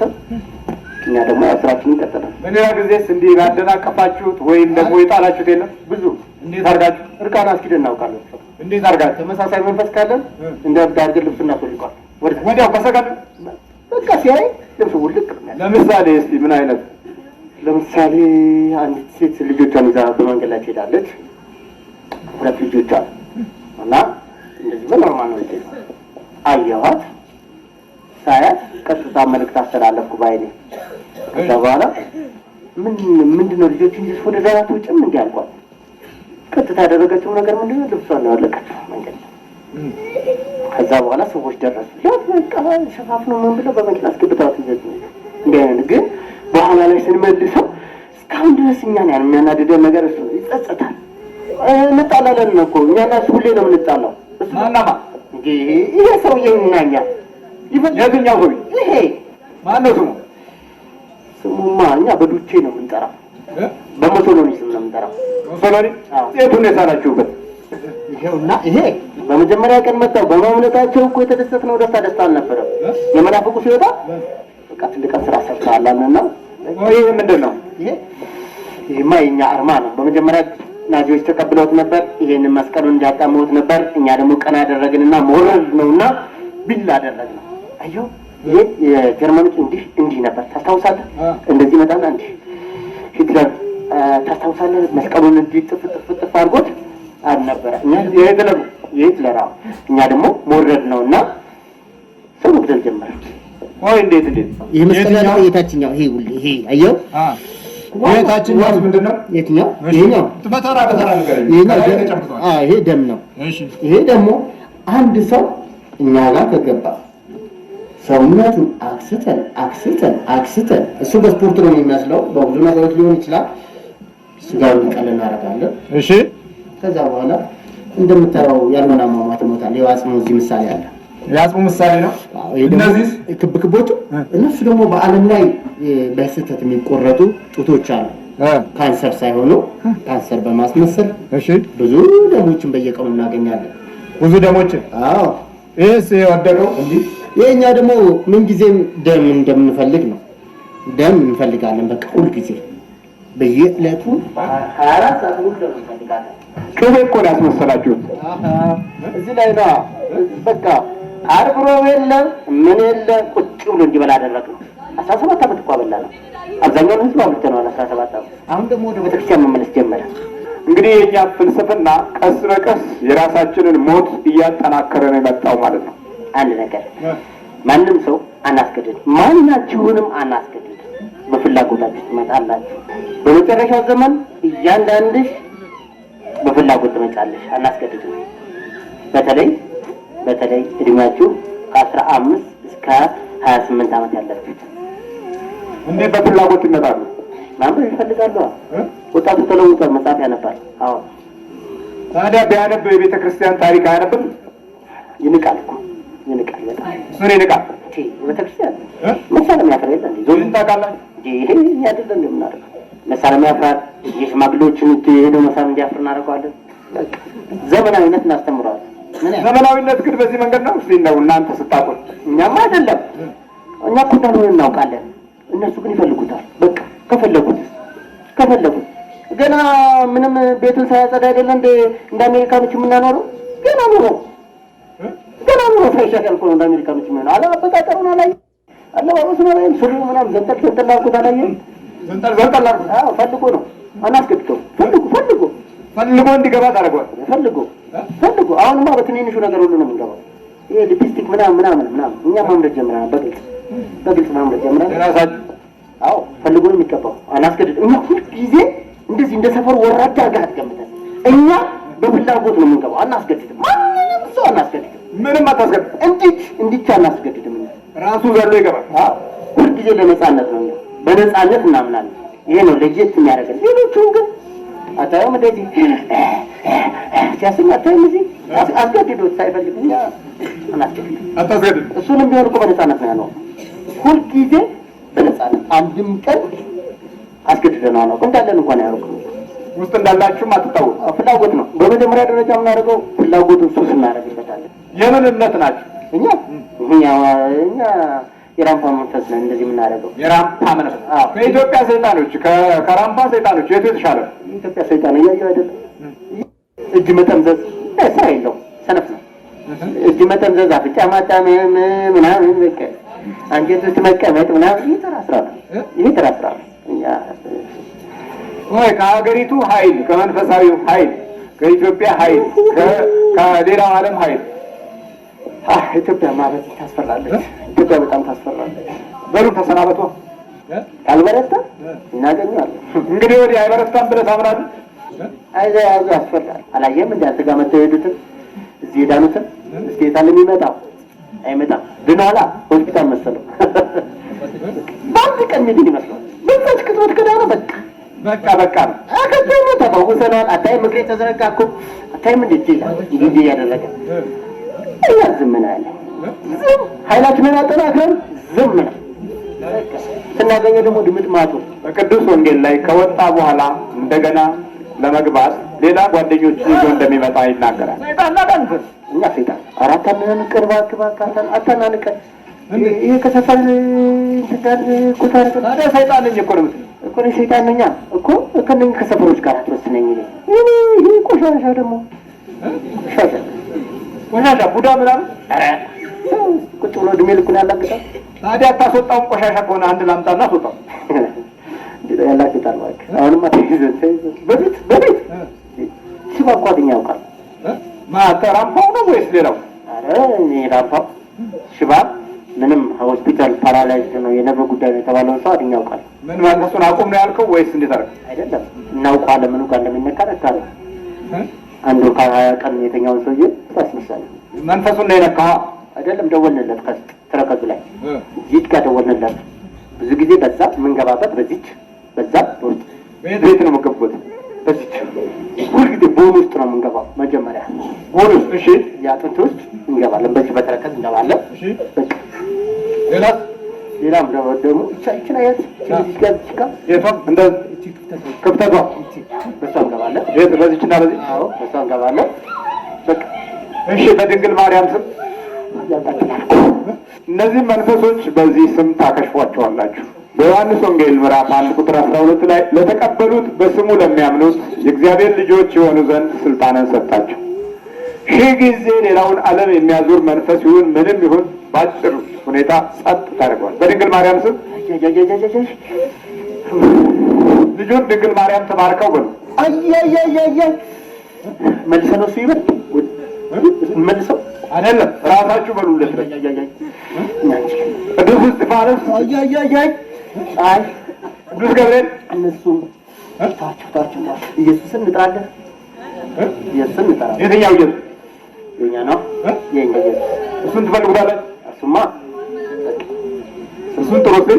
ኢየሱስ ክርስቶስ እንጠራለን። የድንግል ማርያም ኢየሱስ አምላካችን ነው። አብዛኛው ግን የኛን መቀበል ጀምረዋል። የኛን ኢየሱስ ይቀበል። መድረክ አዎ፣ መጽሐፎቻችሁን አስተካክሉ። የመጨረሻ ስንብት ነው ዛሬ። እሺ፣ ይህን ግቢ ያነቡ የሚያገኟትን ነገር ያገኟታል። ይህን ቢያነቡ ማምለጥ ቀላል መስሏቸዋል። በዘመናት መካከል አንድ ሰው ቢያመልጠን ነው ማንም አምልጦ አያውቅም። አስቀድመን እናሳብደዋለን። እሱ የመጀመሪያው ሰው ነው። ምንድን ነው ደግሞ ይህ ምን አውቅልናል? ይህ ማስፖርት ነው። እንዲህ አድርገን ነበር ሜል ውስጥ የምንጨምረው። አየህ፣ እንዲህ አድርጎ ረጅም ሰዓት እናስቀምጠዋለን። አየሁ፣ እንደዚህ አድርጋችሁ ታስቀምጡት ነበር። ረጅም ሰዓት እንደዚህ አድርገን እናስቀምጣለን። ሰዎችን እንደፈለገው በቃ አሁን ይሄን ነገር አይደለም ልክ ይሄንን 2 ሰዓት 3 ሰዓት ከተጠቀምን አሁን የሚያዘው አይምሮ ስጋህን የሚያዘው አይምሮ ነው አይደለም? አሁን ይሄን ስፖርት ስትሰራ ግን ስጋህ አይምሮህን ያዘዋል። ስለዚህ አይምሮህን እንዳትንቀሳቀስ ትለዋለህ። ሰውነት ቢቆረጥ በመዶሻ ቢቀጠቀጥ አይሰማህም። ምክንያቱም ተገላቢጦሽ ሆኗል። በቅዱስ ሚካኤል በድንግል ማርያም በስላሴ በቅዱስ ገብርኤል ቅዱስ እስጢፋኖስ ሲኦል እንገባለን። ለዘላለም ሲኦል ታስረናል። ቶሎ 7 ጊዜ ጩኸቱ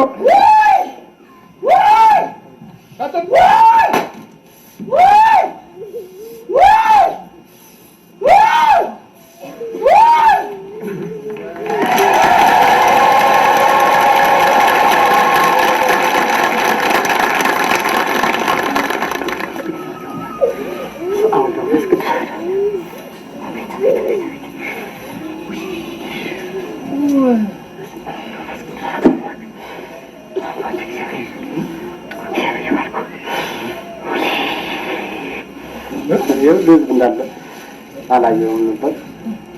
እግዚአብሔር ይመስገን። ባለቤት የታል? ወንድሟ እህት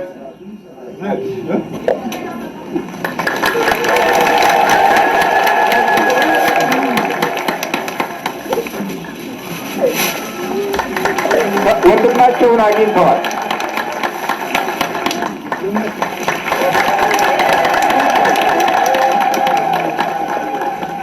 ህይወትን ማግኘት ቀላል ነገር አይደለም። ምን ነው አለቀስ? እንደው ሂደቱ እንዴት? እኔ ምን እናገራለሁ? እግዚአብሔር እናንተን ባያስቀምጥልን ኖሮ ምንድን ነበር የሚሆነው? ምን ነበር መፍትሄው? የትኛው ማን ነው የሚያድነው? ማን ነው የሚያወጣው? እሳቸውንም እግዚአብሔር እድሜ ይስጥልን። ይኸው 5 ሳንቲም ሳንከፍል ሳንመላለስ ወረፋ ሳንይዝ ከዚህ የሚያክል መከራ ውስጥ እግዚአብሔር በሳቸው አድሮ አዳን። እግዚአብሔር እድሜ ይስጣቸው። አመሰግናለሁ።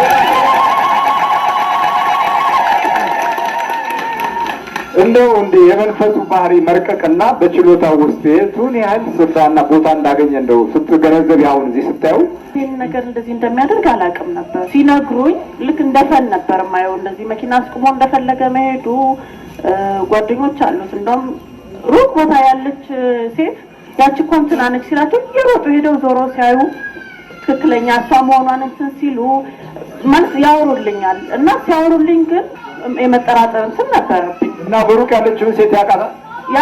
የራሱ ጓደኛ ነው አለ ይዘነው መተናል። ይዛል ጓደኛው ና እስኪ ጓደኛው እሱ እና ሰይጣን ነው የገባኝ እንጂ በዚህ ተፈጠረ በቃ አንድ ያየሁትን ሰው እንትን አወጣለሁ።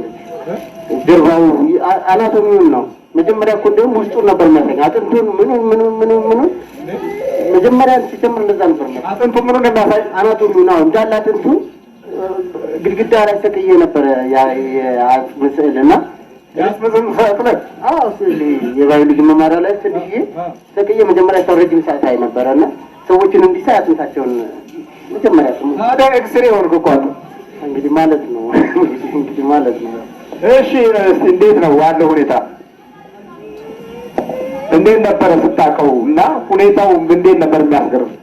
መንፈስ መሆኑን አላውቅም፣ ግን በጓደኝነታችን ውስጥ ብዙ ነገር ያውቃል፣ ብዙ የሚያስደንቁ ነገሮች ያደርጋል። እጅግ በጣም ሩቅ በትንሹ ወደ 800 ወይም 1 ኪሎ ሜትር የሚሆን ቦታ ላይ ያ እከሌ ነው ብሎ ይናገራል። ልብሱን እንኳን መለየት በሚያስቸግርበት ሁኔታ ያ እከሌ ነው ይላል። ሮጬ ሄድና አይቼ ያው ስቄ በምን እንዳወቀ አጠይቀው። ያው እኛ ጂኒየስ ነው እንላለን፣ ብዙ ነገር ነው የምንለው። ያውቃል፣ ይሄን ያውቃል፣ ከትንሽ እስከ ትልቅ ብዙ ነገሮች ያውቃል፣ በጣም ብዙ ነገሮች ያውቃል። በሉ በርቱ እንግዲህ ባለቤት አሁን እስቲ እንደው እንዴት ነው ዛሬ በደንብ ያት አሁንማ በቃ አሁን ያው ማለት እንካራው ወደ ጀላታለሁ ያው በስጋውኝ እንኳን ማን አንተ እያለች በቃ ማን አንተ ትልና በመቁጠሪያ ብዙ ጊዜ ታና ጎበዝ። አዎ ያ በቃ ይሳት ስለማይታወቅ በቃ በኖርማል ስንጫወቀው ይሳት ቀይር እላለሁ መሰለኝ። ድንቅ እኮ ሲገባ ተገኘ ካየች በቃ በመቁጠሪያ በሩ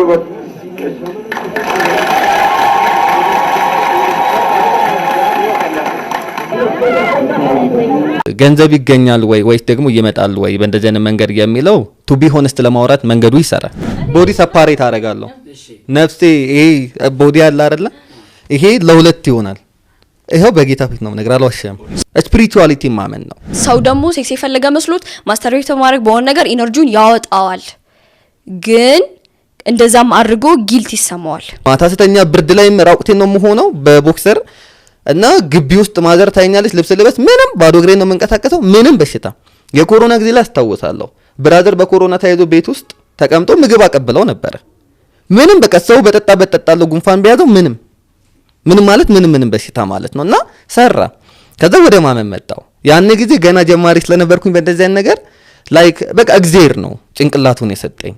ስለዚህ እግዚአብሔር የሰጠው ጭንቅላት ስለሆነ ብትጠቀመው ችግር የለውም የሚለው ነገር ውስጥ መምጣት ጀመረ። ጤናዬን ካዳነልኝ ሌላ ምን ፈልጋለሁ? ሰይጣኔን ሊያደርግ አይችልም ያለኝ እምነት የነበረው ማለት ነው። ከዛ ግን ምን አስተውኝ በዛ ጊዜ ላይ ሜዲቴሽኑን በጣም አደርገው ስለነበረ ጸሎት የሚባለውን ነገር አቆምኩት። ምክንያቱም ይጋፋኝ ነበር። ለጸሎት ስንበረከክ ይገፋኛል። በቃ የሆነ የማይዋጥል ነገር አለ አይደል? ይጋፋል። ሜዲቴሽን አድርገ የሆነ ነገር ብለ ምናምን ነገር ጸሎት ስትል የቅድሙን አይደለም። አይ ኖርማል ክርስቲያናዊ ጸሎት ስጸልይ ይጋፋኛል፣ አልችለውም ምናምን ነገርና እሱ ነገር መጥፋት ጀመረ። ሞር ሜዲቴሽን ላይ ፎከስ ማድረግ ጀመርኩኝ። አፌርሜሽን ላይ ቪዥዋል ማድረግ ላይ ምናምን ነገር። ስለዚህ ጤናው በዛ አይነት መንገድ ተስተካከለ ማለት ነው። ከዛም በኋላ ላይ ላይክ ለምን አሁን ብር ሰምሃው ብር ያስፈልገኛል። ስለዚህ ለምን ብር ላይ አልሞክረውም። ከዛ ብር ላይ ለመስራት ሞከርኩ። ኒው ኤጅ ማለት ምን ማለት ነው? ኒው ኤጅ የምንለው ነገር ከሁሉም ሃይማኖቶች የተወጣጡ ነገሮችን ጨምቃ አንድ ማድረግ ነው። በቃ አለቀ። ከዛ በዩኒቨርሳል ሎ ማመን ነው፣ ስፒሪቹዋሊቲ ማመን ነው። ያን ነው እንጂ እግዚአብሔርን አሁን ክዳሃለው እግዚአብሔርን አልካርከሞ ኢነርጂ ብለ እየጠራ ከዚህ በላይ መካድ የለም ብዬ አስባለሁኝና ጀስት ይሄ ነው ኒው ኤጅ የምንለው ነገር። ጃዊን ፎስ ቢሆን ከነበረህ በዛ ለምን አሁን የልብ ማለት ቀላል ነገር አይደለም። ለምን እዛው አትቆይም ብዬ ነው ልብህን እስከ ዳንክ ድረስ እንዴ ክርስትናዬን የዘላለም ህይወቴን ውሸት እንደሆነ አወኩበት። ምን ማለት ነው? በቃ የዘላለም ህይወትን እንደሚያሳጣ ከአምላክ ጋር እንደሚያጣላ ምን ብዬ ፈታዋለሁ? ይሄ ስፒሪቹዋል ቺቲንግ ነው። መንፈሳዊ በቃ ቺት ማድረግ ምንድን መደረብ አለ አይደለ? መደረብ ነውና ጀስት እንደደረብኩኝ ነው የገባኝ። በጣም ሳየው ስሰራው አፌ ላይ ፈጣሪ የሚለው ቃል ሲበዛ እግዚአብሔር የሚለው ስም ጠፍቶ የሄድኩበት ቦታ ላይ አላህንም እግዚአብሔርንም ክሪስናንም ቡድሃንም አንድ ለማድረግ ስሞክር የጸሎት ሰዓቶች እየተመቱ እንደሆነ ሲገባኝ፣ ስለዚህ ነገር ቶሎ በራሴ ማቆም እንዳለብኝ ገባኝና ስልጠናዎችን መቀነስ ጀመርኩ። የምሰጣቸውን የስልጠና አይነቶች መምረጥ ጀመርኩኝ። ስለዚህ እንደዚህ አይነት ቦታዎችን አቁሜ ፐርሰናል የሆኑ ስልጠናዎችን ብቻ ከግል ስብዕና ጋር የተገናኙ መስጠት ጀመርኩ። ከዛ ሙሉ በሙሉ ማቆም ነበረብኝ። አቆምኩኝ። ያለፈው ናት ነው። ከዛ ችላ ብዬው ቤት ስገባ የተከራየሁበት ግቢ ውስጥ አንድ ጎረቤታችን አለች። የ1 ዓመት ከ7 ወር ልጅ አላት። እሱም ቪዲዮ እሷ ጋር ደርሷል አይታው። ከዛ ጠዋት እኔ ውሃ ልቀዳ ኦርቃ ላጥ ምናምን ስወጣ ብቻ አወራን። ከዛ ምን አለችኝ? እቺ ልጅ አይታታሉ ብላ ሳየችኝ። ከዛ ገና ከገባው 3 ወሬ ነው እዛ ቤት ብዙም እንትን የለንምና የነገ የልጅን ህይወት ፈራዋለች። በቃ ይሄን ስትል ቪዲዮ መስራት እንዳለብኝ አመንኩኝ። ሁለተኛ ደግሞ የፈለገውን ነገር በፈለገው ሰዓት ማግኘት ጤናን ጨምሮ ማለት ነው። ፍቅረኛም ሳይቀር እነዚህ ነገሮች በዚህ እርኩስ መንፈስ እንደሚደረግ ይሄ ያሁኑ ልጅ የሚናገረውና ነብዩ የተባለው መምህር ግርማ ጋር የተፈወሰው ልጅ በተመሳሳይነት ይናገሩታል ማለት ነው። እንግዲህ በዚህ ሁኔታ ላይ ነው አብዛኛውን ነገር የተነገረው። ትልቁ መልእክት ዋናው ይሄ ቪዲዮ የቀረበበት አንደኛ ቅድም እንዳልኩት ከአሁን በፊት የተያዙ ሰዎች እንዲፈወሱበት፣ ከዚህ በኋላ የሚመጣ ትውልድ ደግሞ እንዲድንና እንዲጠነቀቅ፣ በተለይ መጽሐፍትን የሚያነቡ ሰዎች፣ በተለይ የከተማ ነዋሪ የሆኑ ሰዎች፣ በተለይ ደግሞ የልጆች አባት እና እናት የሆኑ ሰዎች እንዲጠነቀቁ ነው። ስለዚህ ወላጆች ልጆቻቸው ምን እንደሚያነቡ ወይም ደግሞ ምን እያደረጉ እንደሆነ መከታተልና ከዚህ ነፃ የሆነ ትውልድን ለሀገርም ለቤተሰብም ለሃይማኖትም ለእግዚአብሔር መንግስት ለመውረስም የተዘጋጀና ምቹ የሆነ ትውልድን ለመፍጠር በሚደረገው ትግል ወይም አካሄድ ውስጥ እነዚህን ነገሮች እንዳያደርግ ጥንቃቄ ማድረግ፣ ልጆቻቸውን መከታተል ሁሉም ሰው አለበት ማለት ነው። አንደኛ